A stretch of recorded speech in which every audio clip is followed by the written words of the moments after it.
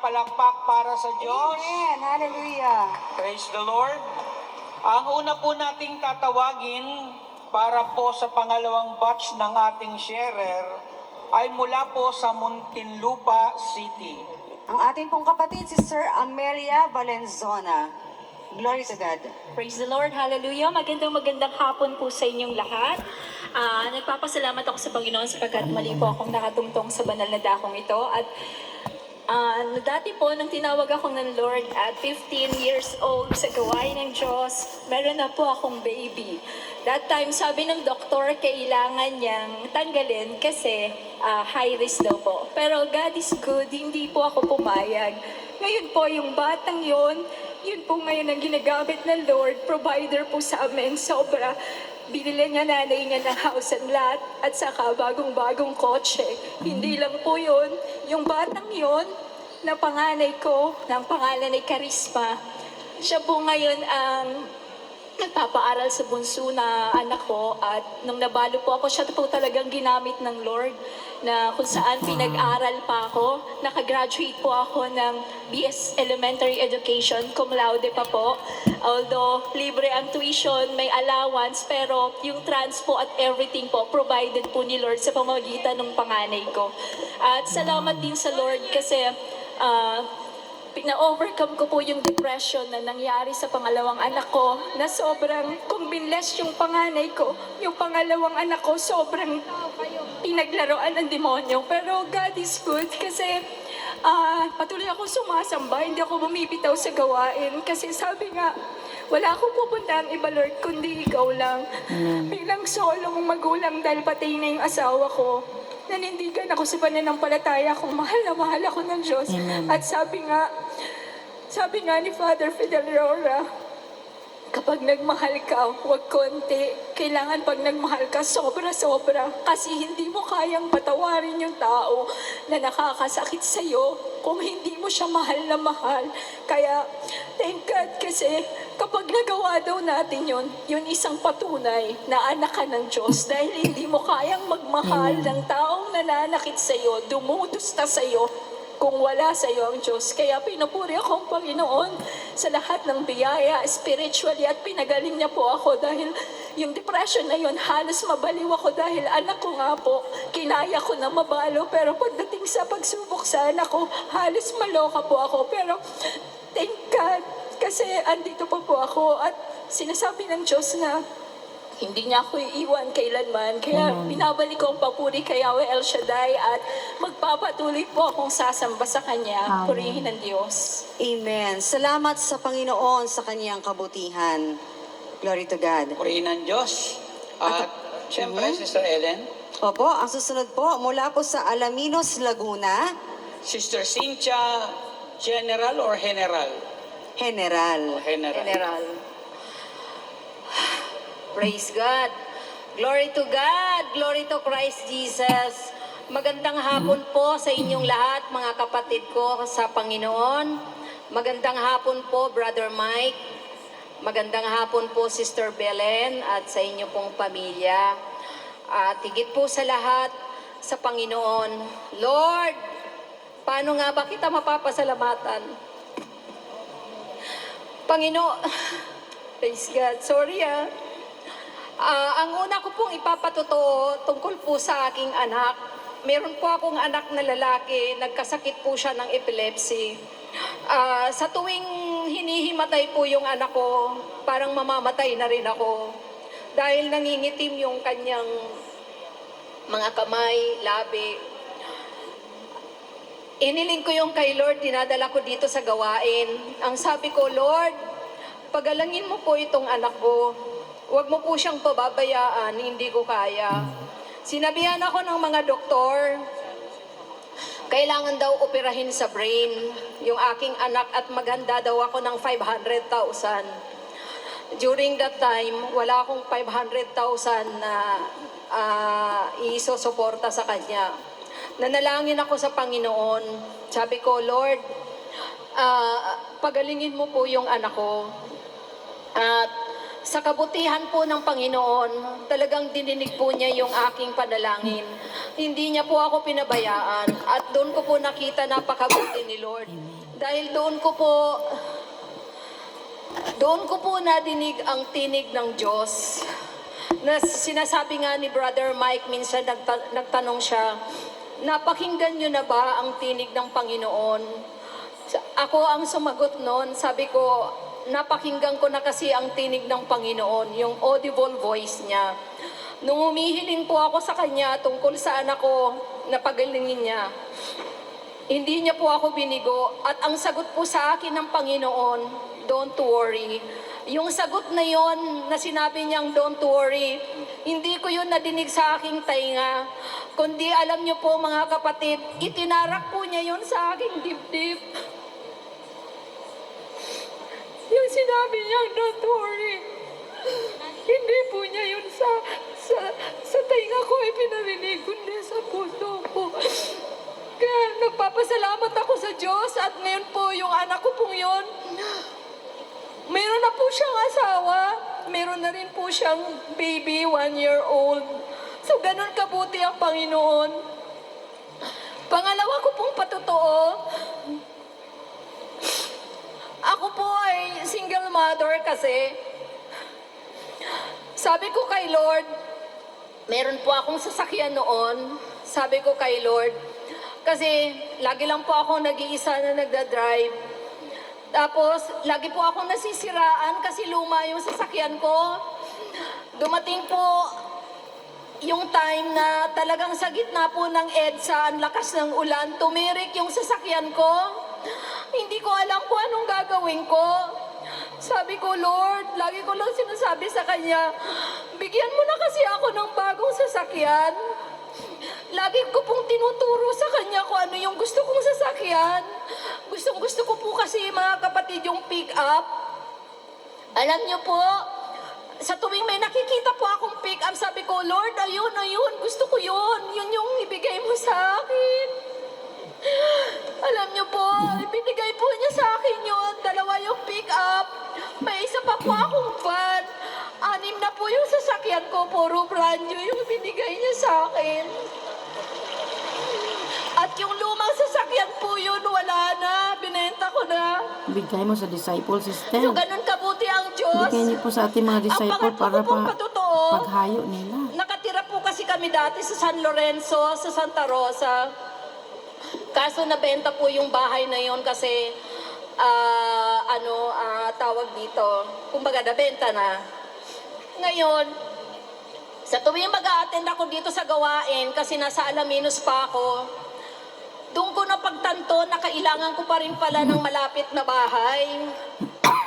Sabi ko, kasi every time na pupunta ako dito sa gawain, ako po ay sa pagod ko, nakakatulog po ako sa sakyan, pumaparada ako sa mga gasoline station. Tapos, sabi ko, magigising ako ng 6:00 kasi di ba yung gawain noon, inaabot tayo ng 11. Makakauwi ako mga 2, 3 a.m. na.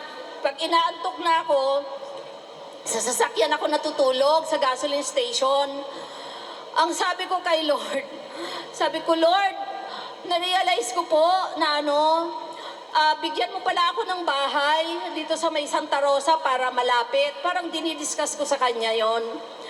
Alam niyo po mga kapatid, isang araw, hindi po bahay ang binigay niya sa akin, kundi 2 kondo. Amen. So, nagpapasalamat po ako sa Panginoon. Wow. Ang sunod ko pong Favor, ipatotoo, pan-favor. yung kahirapan ko po noon, ang sabi ko sa Panginoon, bigyan niya ako ng hanap buhay. Hanap buhay na makakaya kong buhayin yung aking 3 anak. Alam niyo po, hindi lang hanap buhay ang ibinigay niya sa akin. Walang puhunan, binigyan niya ako ng sariling kumpanya. Amen. Praise the Lord. At hanggang ngayon, 26 years na po yung company na yun.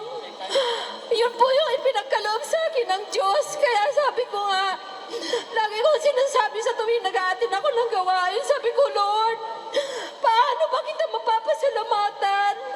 Meron akong team song sa Kanya. Kinakanta ko to lagi sa Kanya. tumulong ka sa gawain ng Panginoon, sister. Pasalamatan, Panginoon.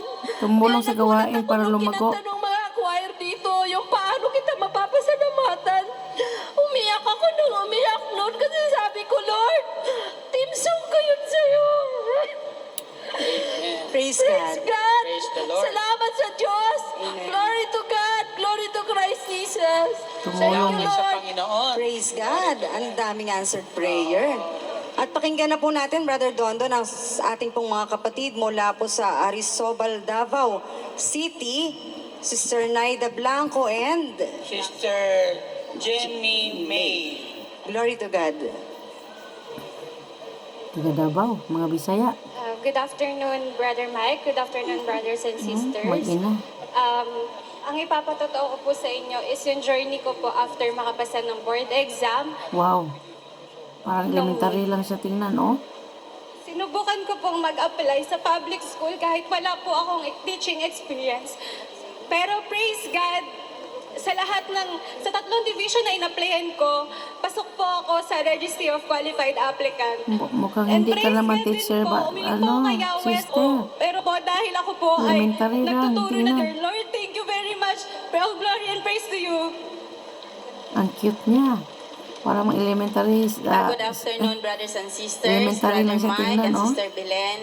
Kasing laki lang Kung niya si bakit Judith ako napadpad na dito aking sa gawain pamangkin. dahil po sa anak kong ito. Na noon po ay sabi ng doktor, kung ipapaopera ko siya, 50-50. Kung mabubuhay man until 7 years old lang, sabi ko, hallelujah. Yun po na pumunta po ako sa lugar na to.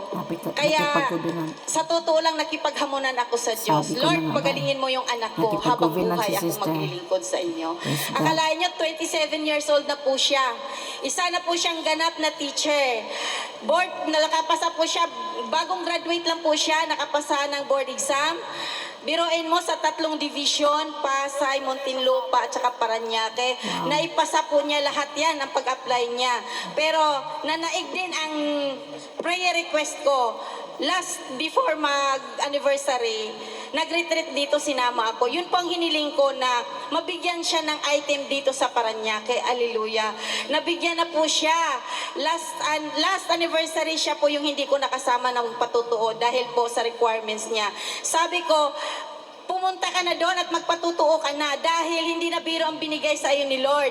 Isipin mo, sa first timer ka lang, pinag-aagawan ka ng mga school, nakapagturo ka na ngayon, yung iba hirap na hirap mag-apply, hirap na hirap maghanap ng trabaho, pero ikaw pinag-aagawan ng 3 division. Praise the Lord. Hallelujah, praise God. Nagtuturo na siya sa Para sa public school, elementary. high school, nag-part-time din siya ng Wala talagang college posible kay sa Lord.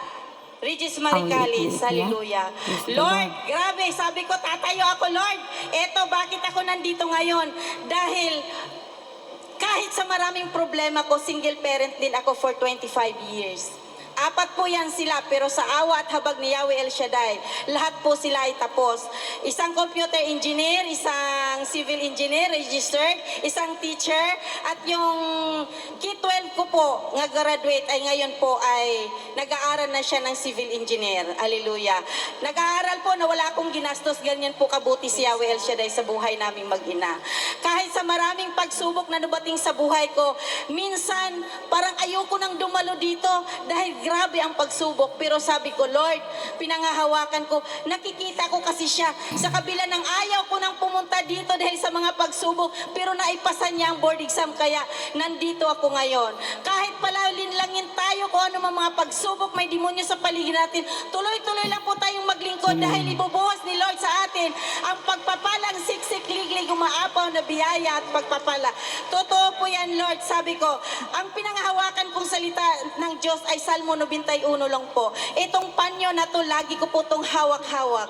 Sa totoo lang, sabi ko, bakit ako tumayo uli dito? Dahil sabi ko, Lord, tatayo ako dyan, punuin mo yung boarding house ko. Ipinagkaloob ko po yun sa mga brothers and sisters na taga-probinsya, mga ka-prayer partner, doon po sila. Totoo lang. Ang upa po ay Ginibuhay ko po yun. Pero sabi ko, Lord, alam kong mahigit kang ibabalik. Salamat, Panginoon, financially. Ibinuhos mo sa akin ngayon ang siksik, liglig, umaapaw na biyaya at Praise the Lord. pagpapala. Yung financial po na hinihiling ko, ibinigay na po niya. Nawa, Lord, ang Davao na lang po, tatapusin mo yun. In Jesus' name, amen, amen. Thank you, Lord. We love you. Jesus. Salamat sa Diyos. No? Yan, bago natin tawagin yung susunod, no, Brother Dondon, iko-correct ko lamang po yung akin pong binasa. Ano po? Sabi ko kasi Arizobal, Davao City. Wala palang ganong lugar. Ano po? Ayan. Apelido pala yun ng ating kapatid. No? Wala sa mapa. Opo, no, hinanap mo pa eh. No? Sister Naida Blanco and Sister Jemmy May Arizobal. Yun po. Glory to God. Taga Davao sila. Opo, yun. So, ang susunod po from Taguig City. Tawagin natin Sister Edralyn Andrade. Glory to God. Panginoon. Isa pong mapagpalang hapon sa ating lahat. Sa lahat ng aking mga prayer partners ay magandang hapon po sa ating lahat. At lalong-lalo na sa ating punong lingkod, Brother Mike, maraming salamat sa patuloy mong pag-iingat sa amin. Lord, ito ang aking buhay na patutuo sa araw na ito. Since po 2020 po ay ang aking pamangkin po, ang aking kapatid, ay sila po ay nasangkot sa droga. Since 2020 po, ang aking dalawang pamangkin at ang aking isang kapatid, bago mag-pandemic po, sila ay nakalaya. To God be the glory. Tunay nga ang Diyos hindi sinungaling. Sa pagtayo ko ngayon sa entablado na ito, Panginoon, tunay nga ikaw si Yahweh El Shaddai na aming tagapagligtas Amen. at aming Sandigan. at aming tagapag-iingat. Amen. Panginoon, sa oras na ito, tunay nga ikaw ang Diyos na patuloy na nag-iingat sa bawat buhay namin. Ngayon po, since this year po, kahapon lang po, napaka-espesyal ang binigay sa akin ng aking pamangkin. 3.5 years po, nasa kulungan siya.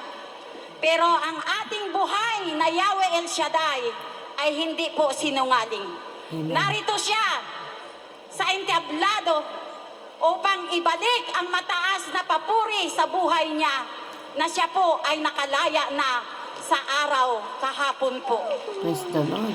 Kaya Lord, Kano, bigay mo tunay na na ito ang microphone. ating Yahweh El Shaddai, siya talaga ang ating Diyos na buhay.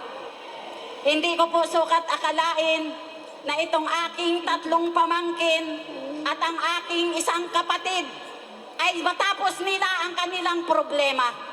Subalit buhay na buhay si Yahweh El Shaddai.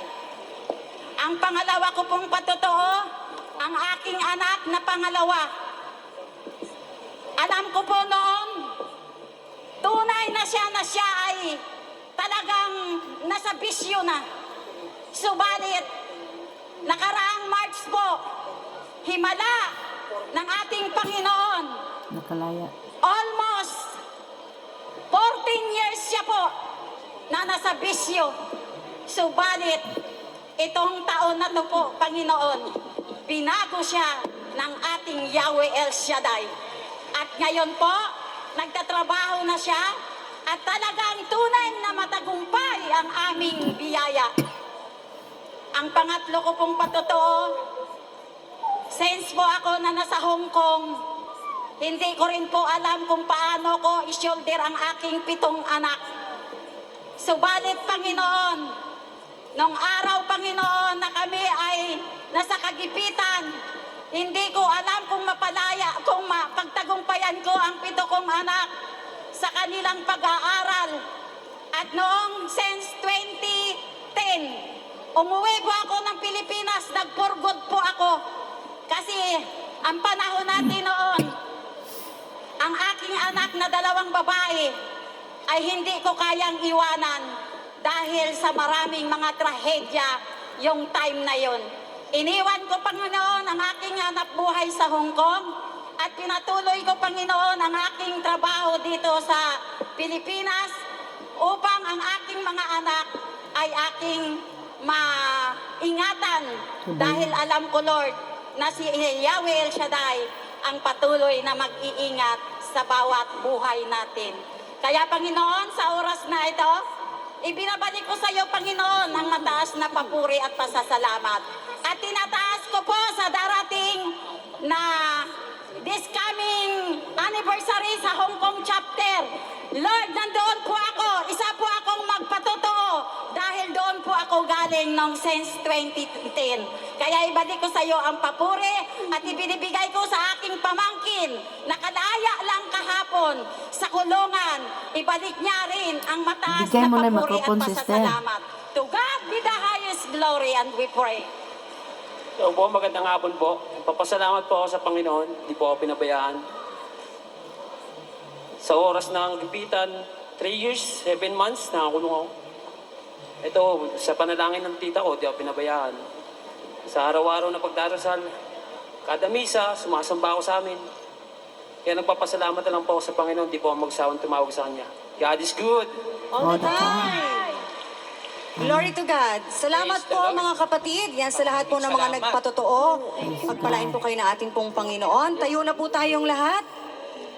Tayo po tayong lahat. Praise the Lord. Hallelujah. Grabe po talaga ang mga buhay na patuto ng ating mga prayer partners. Nakaka-bless, nakaka-inspired.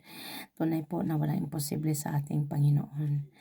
Kaya sa oras po ito, nawa, sa video na ito, makapakinig po ang aking tiyahin, si Tia Norbing, at saka kanyang anak na si Felix, na siya ay napagkamalan. Hinuli daw siya ng pulis noong January this year at siya ikinulong at ngayon hindi ko alam kung ano ng balita. So katulad po ng patotoo ngayon ng sister at saka kanyang pamangkin, 3 pamangkin niya at saka kapatid niya ay ikinulong 3 taon mahigit at sa pamagitan ng pananalangin at pagbabalik loob din po ng kanyang pamangkin, humingi ng tawad sa Panginoon na lagi daw siyang dumadalo ng banal na misa sa kulungan. Humingi sa Panginoon ng tulong at siya ay nakalaya kahapon lang. So nawa, Tia Norbing, mapakinggan mo ito, mapanood mo itong video na ito at hopefully si Felix ay makapakinig din at totally magbalik loob sa ating Panginoon upang makalaya at magbagong buhay. Yan ang importante kapag nakalaya sa kulungan at pinakinggan ng salita ng Diyos, isinasabuhay, mag-move on sa panibagong chapter ng buhay na kasama si Kristo at hindi na tayo tawag nito namumuhay sa kadiliman kundi namumuhay sa liwanag na si Kristo ang ating kasama. Amen. Amen. Amen. Sa Diyos walang imposible. Basta manalig at magbalik loob. Salamat po sa Diyos.